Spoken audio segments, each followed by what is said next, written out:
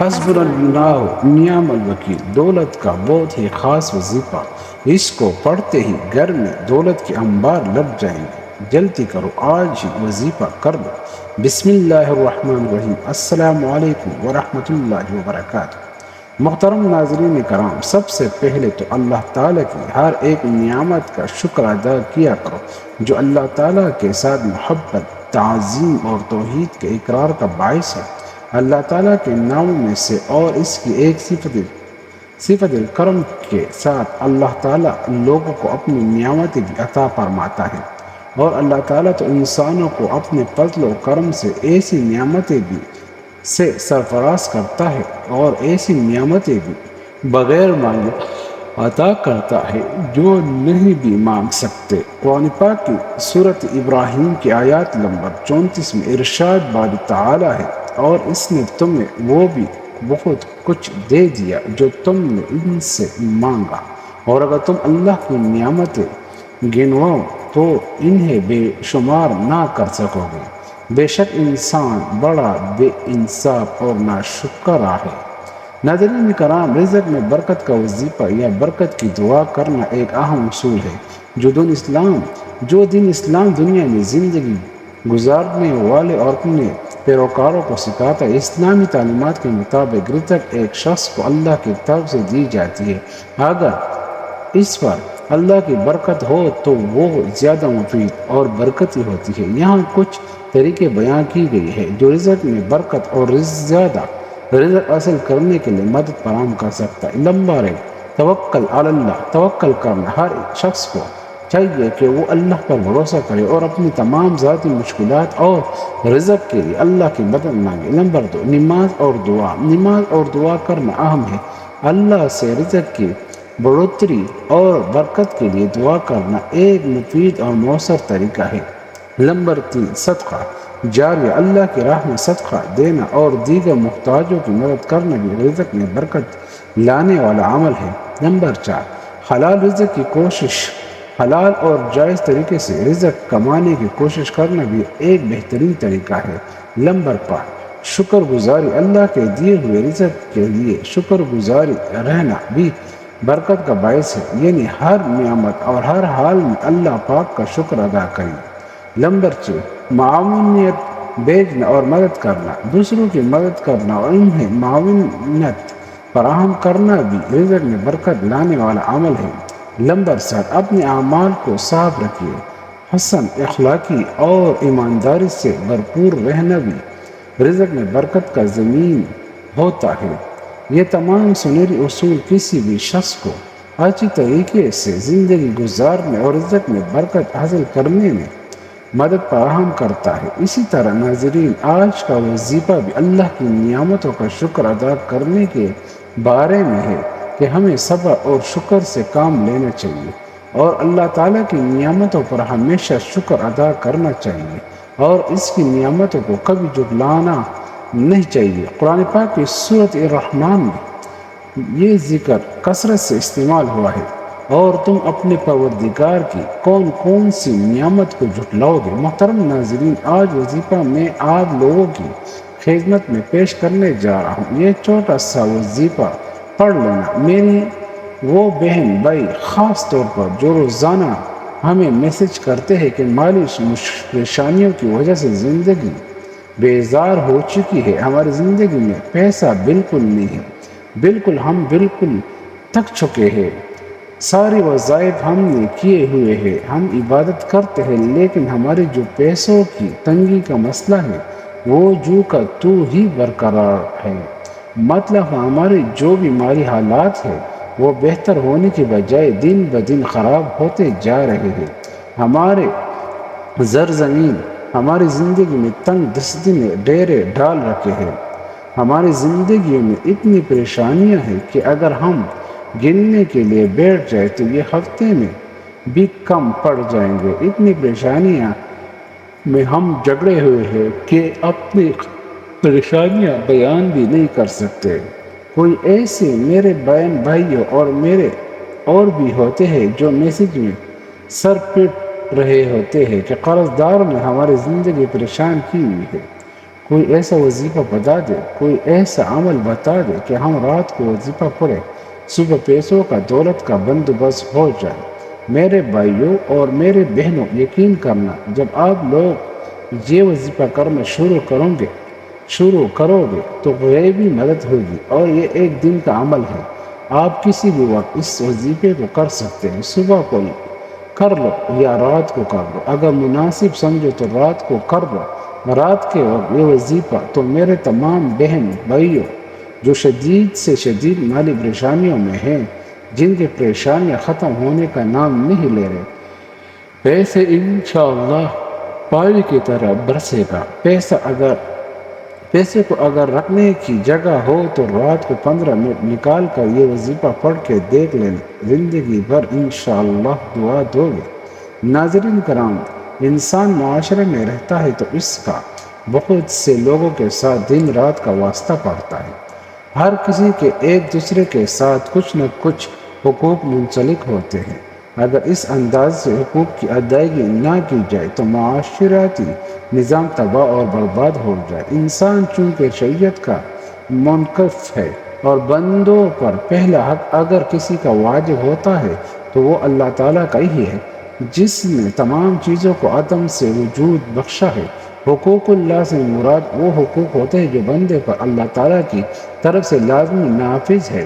انسان کی وہ ذمہ داریاں جنہیں سر انجام دینا ہے، انہیں حقوق اللہ کہتے ہیں۔ ایک روایت کا مفہوم ہے کہ اللہ کا حق بندوں پر یہ ہے کہ اس کی عبادت کرے اور اس کے ساتھ کسی کو شریک نہ ٹھہرائے۔ میرے بھائیوں اور میرے بہنوں، یہ ہمارے فرض ہے، یہ ہمارا کام ہے۔ آج آپ لوگوں کو یہ باتیں بتانا، آپ پڑھنا نہ پڑھنا، یہ آپ کی مرضی ہے، کسی بھی بہن بھائی کو زبردستی نہیں۔ اگر تمہارا اپنا دل مانے اور اپنا دل مطمئن ہو تو یہ وظیفہ پڑھ کے دیکھ لینا، انشاءاللہ تعالیٰ فائدہ ہوگا۔ انشاءاللہ تعالیٰ اللہ پاک نے چاہا تو یہ وہ مجرب اور مستند وظیفہ ہے جو آج میں اپنے بہن بھائیوں کو بتلانے لگا ہوں۔ میرے ساری زندگیاں جولیاں اٹھا کے دعائیں دو گے۔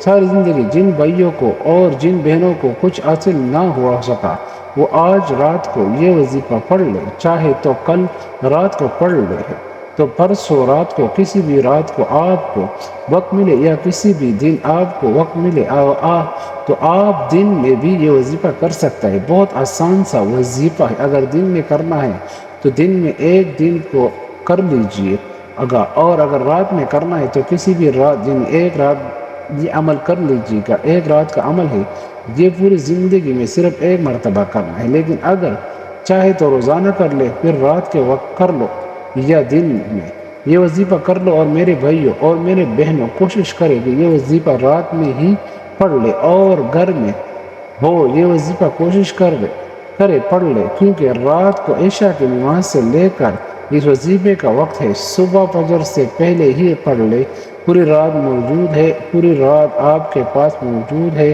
ناظرین کرام، ہر طرح کی مشکل پریشانیوں میں اللہ تعالیٰ پر ہی توکل کرنا چاہیے اور زبان پر ہی الفاظ لانا چاہیے۔ حسبنا اللہ نعم الوکیل، آل عمران۔ ہمیں اللہ ہی کافی ہے، وہ بہترین کارساز ہے۔ حضرت ابن عباس رضی اللہ عنہ کا بیان ہے کہ حسبنا اللہ نعم الوکیل کا کلمہ حضرت ابراہیم علیہ السلام نے اس وقت کا تھا جب انہیں آگ میں ڈالا گیا تو اللہ تعالیٰ نے آگ کو ٹھنڈا اور سلامت والی بنا دی، اور یہی کلمہ حضرت محمد صلی اللہ تعالیٰ علیہ وسلم اس وقت کا تھا جب لوگوں نے کہا کہ کفار نے آپ کے مقابلے میں لشکر جرار تیار کیا ہے، تو ان سے ڈرو، مگر اس سے آپ کے ایمان میں اور بھی اضافہ ہو گیا، اور آپ نے فرمایا کہ ہمیں اللہ کافی ہے اور بہت اچھا کارساز ہے۔ بخاری۔ آپ چاہے تو عشاء کی نماز کے فوراً بعد وہی بیٹھے پڑھ لیں، آپ چاہے تو آپ کے پاس پوری رات پڑی ہوئی ہے، سونا چاہتے تو بستر پر لیٹے ہی پڑھ لیں اور پھر سو جائیے، جیسے آپ کو بہتر لگے۔ رات کے وقت جو وقت آپ کو بہتر لگے، آپ لوگ اس وقت یہ وظیفہ پڑھ لیں، گھر میں پڑھیں، یا تاکہ رزق اور مال و دولت آپ کے گھر میں صبح اٹھتے ہی برسنا شروع ہو جائے۔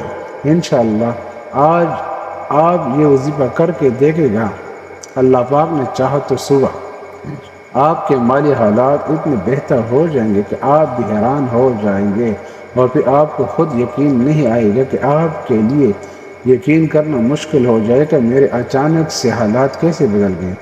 میرے بھائیوں اور میرے بہنوں، آپ وظیفہ سمجھ لیجئے۔ میں آپ کو ایک ایک بات سمجھا کر جاؤں گا، آپ لوگ اچھی طرح سمجھ لیں اور اسے اپنے ذہنوں میں بٹھا لیں۔ رات کے وقت سکون سے گھر میں بیٹھ جائیے۔ سب سے پہلے ایک مرتبہ اعوذ باللہ من الشیطان الرجیم پڑھیے، پھر ایک مرتبہ بسم اللہ الرحمن الرحیم پڑھیے، پھر اول و آخر تین تین مرتبہ درود شریف پڑھ لیں۔ آپ کوئی سا بھی درود پڑھ سکتے ہیں، جو درود پاک آپ کو چھوٹا لگے بے شک وہ پڑھ لیں۔ آپ درود پاک 3 مرتبہ پڑھ لیں ثواب کے طور پر۔ ایک مرتبہ میرے ساتھ بھی درود پاک پڑھ لیں۔ اللہم صلی علی محمد وعلی آل محمد کما صلیت علی ابراہیم وعلی آل ابراہیم انک حمید مجید۔ اللہم بارک علی محمد وعلی آل محمد کما بارکت علی ابراہیم وعلی آل ابراہیم انک حمید مجید۔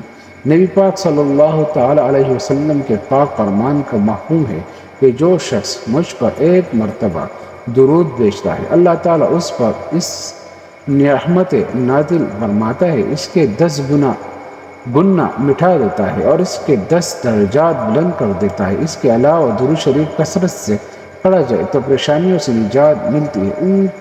اس کے بعد مکمل خاموش سکون اطمینان سے پڑھی۔ وظیفہ شروع کرنے سے پہلے تمام بہن بھائیوں سے گزارش ہے کہ جو بھی آپ کی دلی مراد ہو، وہ بھی حاجات ہو، اس کی نیت کر لیجئے گا۔ درود پاک کے بعد سب سے پہلے آپ لوگوں کو اپنے آپ کو اگر پڑھنا نہیں آتا تو میں پڑھ رہا ہوں، میرے ساتھ ساتھ پڑھ لیجئے۔ اسی طرح پڑھنا ہے سب سے پہلے 41 مرتبہ لا حول ولا قوت الا باللہ، لا حول ولا قوت الا باللہ، لا حول ولا قوت الا باللہ پڑھ لیجیے گا۔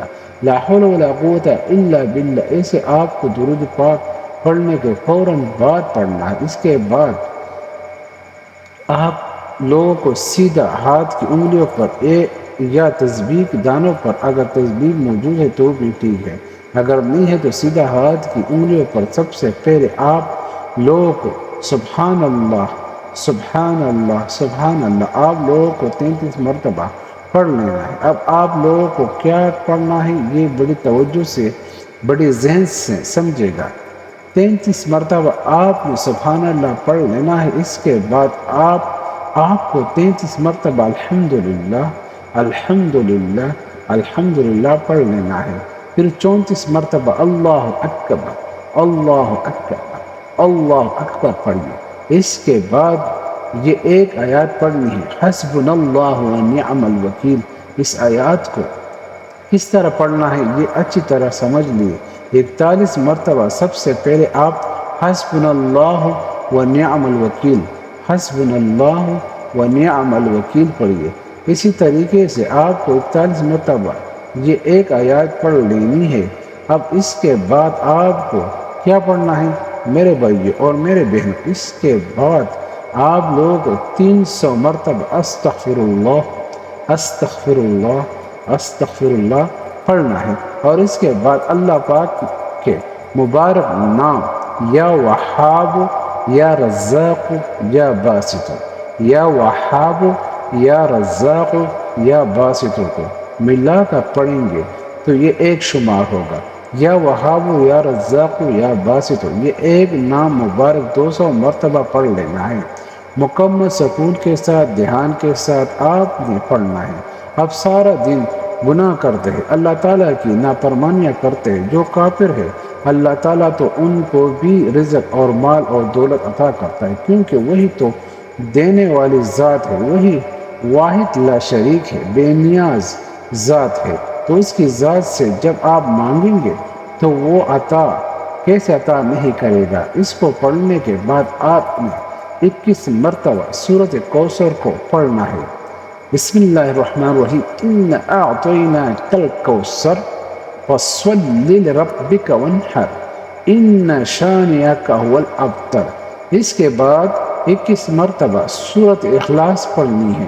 بسم اللہ الرحمن الرحیم، قل هو اللہ احد اللہ الصمد لم یلد ولم یولد ولم یکن له کفوا احد۔ آپ لوگوں کو 21 مرتبہ پڑھ لینے ہیں، تعداد میں کمی یا زیادتی نہیں کرنی۔ پوری وظیفے میں جس ترتیب سے آپ کو یہ عمل بتایا گیا، تعداد میں کمی اور بیشی نہ کیجیے گا۔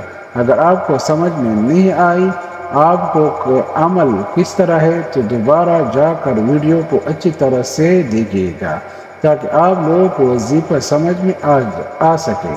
میرے بھائیوں، میرے بہنوں، بالکل آخر میں آپ کو درود پاک دوبارہ 3 مرتبہ پڑھ لینا ہے۔ ناظرین، وظیفے پڑھنے کے بعد آپ نے اللہ پاک سے دعا مانگ لینی ہے۔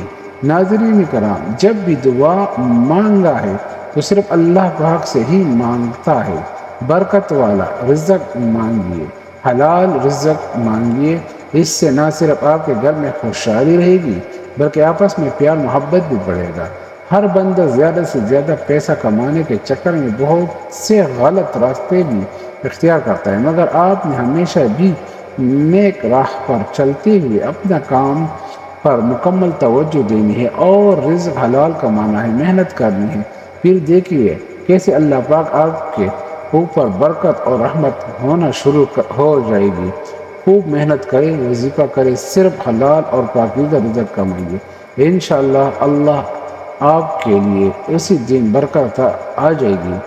یہ برکتیں ہوتی ہے جب اللہ پاک کی برکت آ جاتی ہے تو آپ کے اوپر سے جو غیر ضروری آپ کے خرچے ہیں، جو آپ کے اوپر غیر ضروری پریشانی ہے، وہ ختم ہو جائے گی انشاءاللہ تعالی، واللہ عالم۔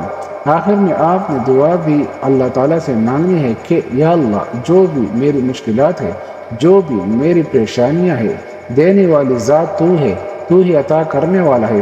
میں فانی ہوں مگر لا فانی ہے، ازل اور ابد تک تو ہے، تو مجھے حلال رزق اور پاکیزہ رزق، میری تمام ولی حاجات منظور عطا فرما۔ اللہ تعالیٰ ہم سب کے حامی و ناصر ہو۔ والسلام۔